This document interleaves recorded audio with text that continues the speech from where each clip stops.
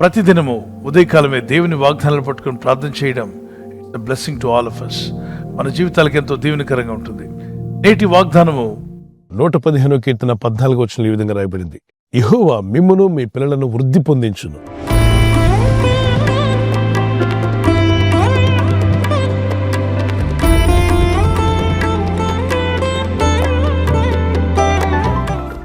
ఆయన తన భక్తులను మర్చిపోయేవాడు కాదు. ప్రభు మిమ్మల్ని మర్చిపోలేదు, మిమ్మల్ని జ్ఞాపకం చేసుకుంటున్నాడు. అంతేకాకుండా మిమ్మను మీ పిల్లలను వృద్ధి పొందించగల శక్తిమంతుడు ఆయన. దేవుని వాగ్దానాలు అద్భుతమైనవి. ఆయన మాట ఇచ్చి నెరవేర్చే దేవుడు. 146 కీర్తన 6-7 వచనాలను మాట తప్పని వాడని, ఆయన అబద్ధమాట జాలని వాడని హెబ్రీ పత్రిక 6:18లో ఆయన మాట ఇస్తే నెరవేర్చగల శక్తిమంతుడు. ఆయనకు అసాధ్యమైందంటూ ఏది లేదు. ఆదికాండం 18-14 వచనంలో. మరి సమస్తం ఎరిగిన దేవుడైన ప్రభు మిమ్మలను మీ పిల్లలను కూడా వృద్ధి పొందించాలని ఆశిస్తున్నాడా? అవును. అభివృద్ధి అందరికి ఇష్టమైనటువంటిది, ప్రతి ఒక్కరూ కోరుకునేటువంటిది. వృద్ధి ఉండాలి, అభివృద్ధి పొందాలి, వర్ధిల్లాలి, అంతే దేవుని చిత్తం. ప్రియుడా, నీ ఆత్మ వర్ధిల్లుచున్న ప్రకారం అన్ని విషయాలలో మీరు వర్ధిల్లాలని, మీరు సౌఖ్యంగా ఉండాలని ప్రార్థిస్తున్నాడు. ఈ ప్రార్థన భక్తుని జీవితంలో నెరవేర్చబడాలి. మనందరి ప్రార్థన ఇదే. మనమంతా దేవునిలో స్థిరపడమే కాకుండా వృద్ధి చెందాలని కూడా ప్రభు కోరుతున్నాడు. గనుక అభివృద్ధిని కోరుకోవడం తప్పేం కాదు. అభివృద్ధిని గురించి బోధిస్తే ఏదో పాపంగా భావిస్తున్నారు. యెహోషువ గ్రంథం 1వ అధ్యాయం 6-7-8 వచనాల్లో యెహోషువతో దేవుడు అంటాడు, యెహోషువ, ఈ గ్రంథంలోని మాటలు నీ నోట ఉండాలి, నీ ధ్యానంలో ఉండాలి. నువ్వు వాటిని పాటించాలి. రాత్రింబగళ్ళు దాన్ని ధ్యానించి వాటిని నువ్వు పాటించినట్లయితే నేను నిన్ను అభివృద్ధి పరిచేదను. అంతేకాకుండా ఇంగ్లీష్లో 2 మాటలు వాడాడు. యూ షెల్ హ్యావ్ సక్సెస్ అన్నాడు, ప్రాస్పర్ అన్నాడు. దేవుని కోరిక తన ప్రజలు వృద్ధి చెందాలనే. దరిద్రులై నాశనమైపోవాలని దేవుని కోరట్లా. మన ఆత్మీయ స్థితి మొట్టమొదటిగా ఎదగాలి.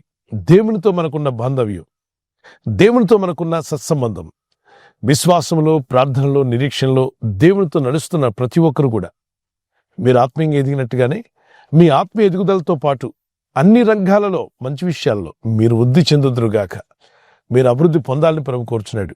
ఒక చిన్న కీర్తన పాడుకుందాం. మా తోడు నీవే, మా నీడ నీవే, మా సర్వం నీవే యేసయ్యా. ఆరాధన నీకే నా యేసయ్యా, ఆరాధన నీకే నా ప్రభువా. మా కాపరి నీవే, పోషకుడవు నీవే, మా దైవం నీవే యేసయ్యా. ఆరాధన నీకే నా యేసయ్యా, ఆరాధన నీకే నా ప్రభువా. నేను నా ఇంటి వారము ప్రభు యేసునే సేవించెదము. నేను నా ఇంటి వారము ప్రభు యేసునే సేవించెదము. నా ఇంటి రక్షణ ప్రభు యేసే, నా ఇంటి అధిపతి క్రీస్తేసే.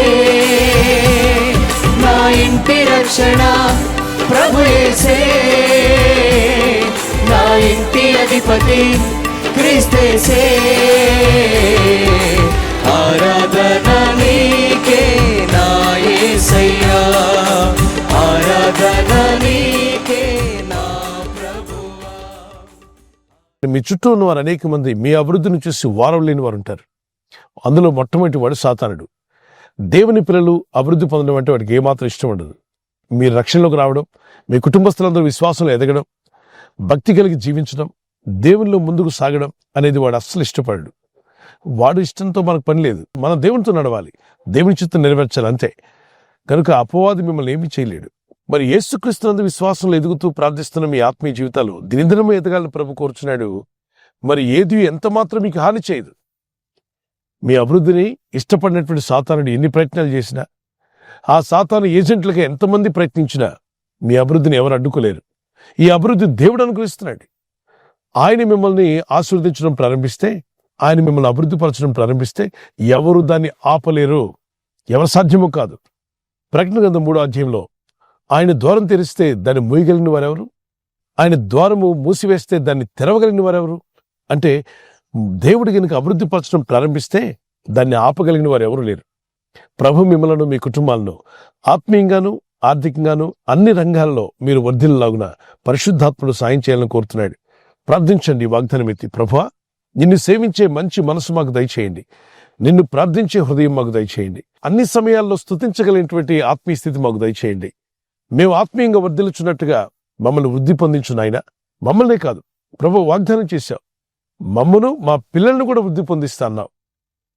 ఈ వాగ్దానం ఎత్తి మీరు ప్రార్థిస్తుండగా ప్రభు మిమ్మలను, మీ పిల్లలను వృద్ధి పొందించి మీరు చేస్తున్న దేవుని సేవా పరిచయంలో కూడా మీరు వృద్ధి చెంది అన్ని రంగాలలో మీరు వర్ధిల్లాలన్నది ప్రభు చిత్తం. ఆత్మీయంగా మీరు వర్ధిల్లుచున్న ప్రకారం అన్ని రంగాల్లో మీరు ఎదిగి వర్ధిల్లుదురుగాక. ప్రార్థన చేసుకుందాం. పరిశుద్ధమైన మా ప్రియ తండ్రి, అయ్యా, నీవిచ్చిన కృపావార్త, నీవిచ్చిన వాగ్దానం ఎత్తి ప్రార్థిస్తుండగా మిమ్మను, మీ పిల్లలను వృద్ధి పొందించదను అని మీరు చెప్పిన వాగ్దానం మా పట్ల నెరవేరుస్తున్నందుకు స్తోత్రాలు చెల్లిస్తున్నారు. ప్రభు, నీ యందు విశ్వాసం ఉంచి ప్రార్థిస్తున్న ప్రతి ఒక్కరూ మా ఆత్మీయ ఎదుగుదలతో పాటు అన్ని రంగాల్లో మేము సౌఖ్యంగా ఉండి వర్ధిల్లులాగున ఇప్పుడే మీరు మాట సెలవిస్తున్నందుకు స్తోత్రాలు చెల్లిస్తున్నాను. మీరు ఆజ్ఞాపిస్తే కార్యాలు జరుగుతాయి, మీరే ఆజ్ఞాపిస్తే అద్భుతాలు జరుగుతాయి. ప్రభు, నీ చిత్తం నెరవేర్చి మీ నామాన్ని ఘనపరుచుకునండి. మా ప్రయత్నంలో ఫలించులాగున మీరు ఆజ్ఞాపిస్తున్నందుకు స్తోత్రాలు చెల్లిస్తున్నాను.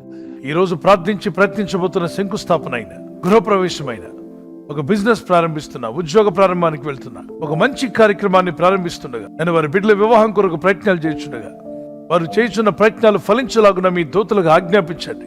ఎవరైనా హాస్పిటల్లో ఉన్నా, ఐసీయూలో ఉన్నా, ప్రభు, ఎవరైతే సీరియస్ కండిషన్లో ఉండి బాధపడుతున్నారో వారికి యేసు నామములో స్వస్థతను అనుగ్రహించండి. కృంగిపోయిన వారిని లేవనెత్తండి. మీ గాయపడిన హస్తమును చాపి వారికి ఉన్న సకల రోగాల నుండి విడుదల ఇచ్చేయి. వారిని లేపి నడిపించడాన్ని సాక్షులుగా నిలబెట్టుకోండి. ఈ ఉదయకాలం ప్రతి రోగి యేసు నామములో స్వస్థత నొందునుగాక. తండ్రి, ఈ దినం ఎవరైతే ప్రయాణమై వెళ్ళబోతున్నారో, అది రైలు మార్గమైనా, ఆకాశ మార్గమైన, బస్సుల్లో, వాహనాల్లో ఎక్కడ ప్రయాణం చేస్తున్నా, రోడ్డు మార్గంలో ఏ వాహనంలో వారు ప్రయాణం చేస్తున్నా, నీ ప్రజలకు కాపాడే దూతలను పంపండి. ఈ వాగ్దానం ఎత్తి ప్రార్థిస్తున్న ప్రతి వ్యక్తి కూడా తన జీవితంలో ఫలించి అభివృద్ధి పొంది నీ రాజ్య విస్తరణలో వారందరినీ ఒక సాధనాలుగా వాడుకునండి. మీ నామమును ఘనత తెచ్చేవారుగా నిలబెట్టి నీ సాక్షులుగా వర్ధిల్ల చేసి బలపరచమని యేసుక్రీస్తు పరిశుద్ధ నామములో అడుగుచున్నాను నా పరలోకపు తండ్రి, ఆమేన్. ఈ వాగ్దానం విని ఊరుకోవద్దు. వాగ్దానం విన్నాక ఆమెన్ చెప్పి ఇతరులందరికీ షేర్ చేయండి, లైక్ చేయండి. అలాగే సబ్స్క్రైబ్ చేయని వారందరూ సబ్స్క్రైబ్ చేయండి. ఈ దేవుని మాటలు అనేకులకు చేరవేయండి. దేవుని వాక్యం అనేకులకు అందజేయవారు ధన్యులను రాయబడింది. ఆ ధన్యత మీ సొంతం అవ్వాలని మా ప్రార్థన. God bless you.